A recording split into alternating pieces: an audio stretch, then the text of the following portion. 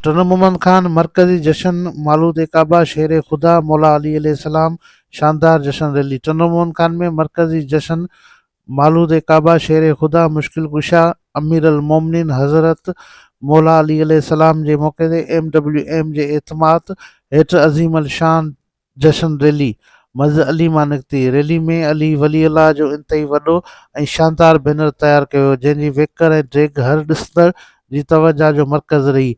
जश्न रैली मुख़्तलिफ़ घिटियुनि ऐं चौकनि मां थींदे मेरान चौक ते पहुती, जिथे चाचा मोर सुरयो जी दुकान ते लॻायल कैंप ते मौला अली अलैहिस्सलाम जे नाले सां केक काटियो वियो ऐं आशिक़ाने अली में मिठाई तक़सीम कई वई।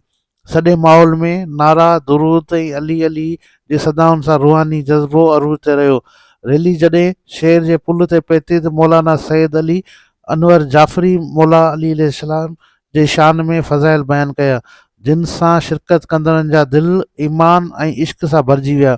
बैदि में रैली वापसि मस्जिद अली पहुती, जिते मगरिब जी निमाज़ खां पोइ मौलाना रज़ा मोहम्मद सैदी मौला अली जी अज़मत ऐं तइलीमात असरातो ख़िताब कयो। जश्न रैली खे पुलिस तरफ़ां मुकमल सिक्योरिटी फ़राहम कई वई, जंहिं सबबि प्रोग्राम नायती अमन नज़म ऐं ज़ब्त सां पूरो थियो।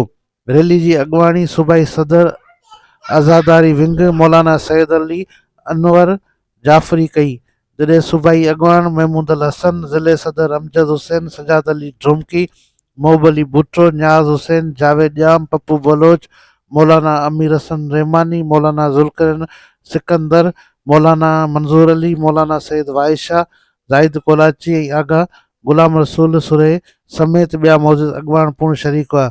जश्न रैली में हज़ारे आशिक़नि मौला अली अलैहिस्सलाम वॾे जोश ऐं अक़ीदत ऐं मोहबत सां शिरकत करे मालूद काबा शेर खुदा मौला अली अलैहिस्सलाम सां पंहिंजा वाला जो अमली जो इज़हार कयो।